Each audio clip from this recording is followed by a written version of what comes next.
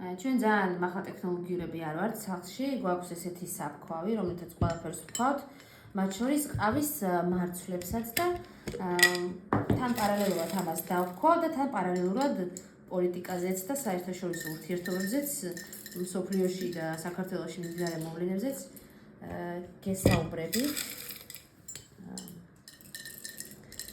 რომ შევათავსოთ ყველაფერი ერთმანეთს.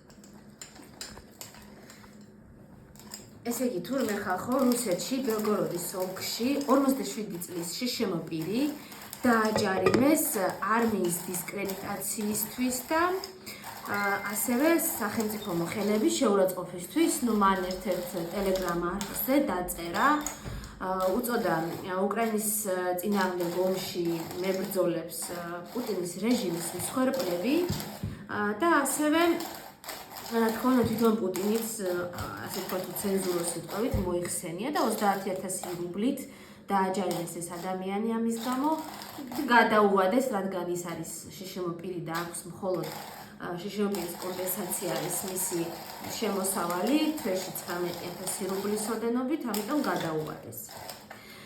მეორე ამბავი, რომელიც რუსეთს ეხება ასევე არის ის, რომ აწი იმ კერძო ბიზნესებს, რომლებიც ვერ შეძლებენ, რომ თავი დაიცვან შეტელებისგან, ან დროულად ვერ შეძლებენ აღდგენას, აქ საუბარი არის კრიტიკულ ინფრასტრუქტურაზე, რომელიც საკმაოდ ისეთი ფართო ცნებაა და მოიცავს მათ შორის მაგალითად საკომუნიკაციო ინტერნეტ პროვაიდერებს, მათ შორის პორტებს, ნავთობგადამუშავებელ ქარხნებს და ამ ყველაფერს თუ ვერ მოასწრებენ აღდგენას და ვერ მოასწრებენ და ვერ შეძლებენ დრონების განდაცვას, იქ შევა სახელმწიფო მმართველი და დაცვა უზრუნველყოფილი იქნება ამ ობიექტების შემოსავლებიდან.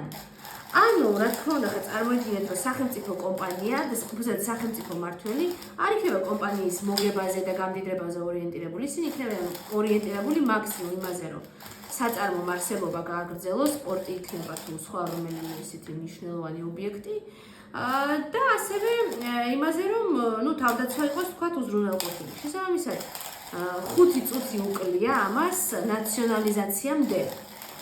ეხლა რომ გადავინაცვლოთ ქართულ რეალობაში, ის რაც ღარიბაშვილის, ბურჭულაძის, ჯოანშერის და ლიუაშვილის და სხვათა ძმათა მათთა წინააღმდეგ მიმდინარეობს ეს გამოძიებები, რეალურად ეს არის ძალიან ჩვეულებრივი ამბავი. სტალინის დროსაც ესე 30-იან წლებში დაახრიტეს ძველი ბოლშევიკები, მათ შორის ისინიც, ვინც ძალიან დიდი გააფთრებით იყვნენ ჩართულები საქართველოს ოკუპაციაში 21 წელს. იქნებოდა ეს ბუდუ მდივანი, მამია ორახელაშვილი, ოჯახებით ამოწყვიტეს და ოჯახებით ზოგი დახვიტეს, ზოგი გადაასახლეს. სერგო ორჯონიკიძეზე აღარაფერს ვიტყვი და სხვა მათნაირებზე და მეორე კიდევ, ანუ ეს ჩვეულებრივი ამბავია, რომ ზედმეტად არ გაძლიერდეს ეს რაღაცა ელიტა და კონკურენციაში არ ჩაუდგეს ბიძინას და მეორე თემა აქ არის ისიც თან პარალელურად, რომ ხალხს ჭირდება სამართლიანობის შეგრძნება და ჭირდება იმის შეგრძნება, რომ დამნაშავეები ისჯებიან და ამიტომ აი ესეთ ადამიანებს, როგორც არის ღარიბაშვილი, დრო და დრო მიუგდებენ, ასე ვთქვათ, საზოგადოებას საჯიჯგნად, რომ აი, მოკლედ, მას და მის ამ ოქროს საათებს ასე მიუგდებენ საჯიჯგნად.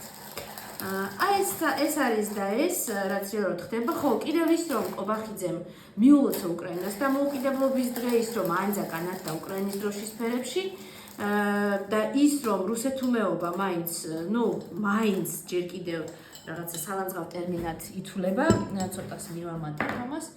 ეს არის ისევ ჩვენი პროტესტის დამსახურება, რომ ისინი პირდაპირ არ აქებენ რუსეთს და ჯერჯერობით არ გადადიან, ასე ვთქვათ, მის ქება დიდებაზე.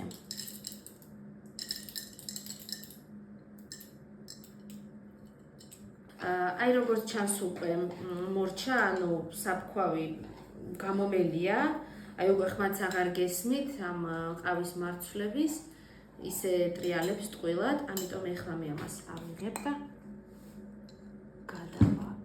ერთი წუთით.